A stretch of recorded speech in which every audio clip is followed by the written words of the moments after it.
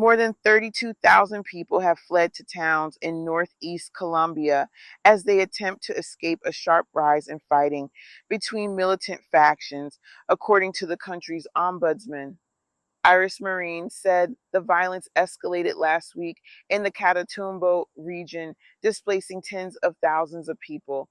Hundreds more remain confined to their homes and are unable to evacuate due to the ferocity of the clashes, Marine warned Tuesday in a video statement.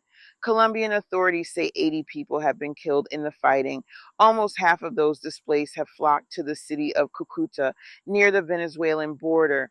Officials there have launched a major campaign to shelter the more than 15,000 people who have arrived in recent days.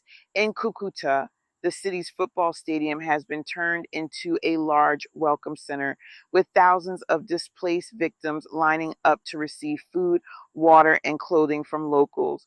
Many are also sheltering in hotels in the homes of relatives, Cucuta Mayor Jorge Acevedo said, pledging to support those in need. We are going to address the emergency that is occurring. Total solidarity, respect, affection, and love for these human beings who are arriving in the city of Cucuta, Acevedo said.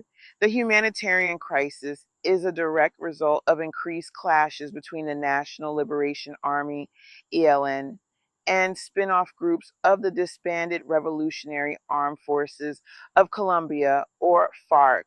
Both factions were founded around the 1960s and 70s as left-wing guerrilla groups, but are now mostly involved in drug trafficking and other criminal activities, according to Elizabeth Dickinson, Colombia's senior analyst at the International Crisis Group.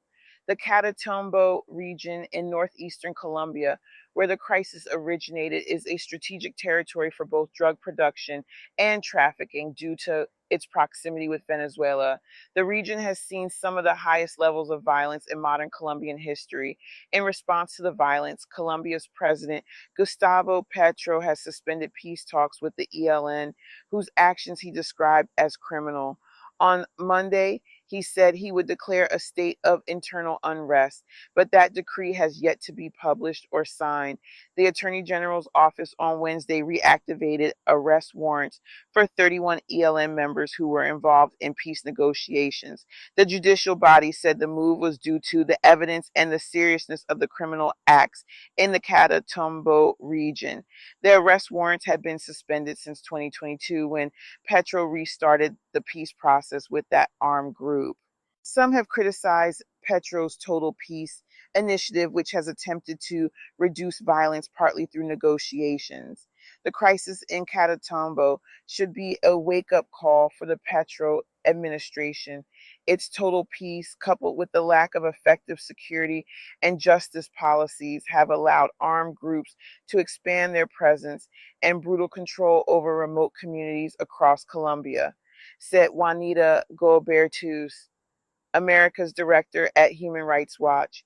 Other victims have fled to neighboring Venezuela, a country that in recent years has seen far more people leaving its borders than entering due to spiraling economic and political insecurity.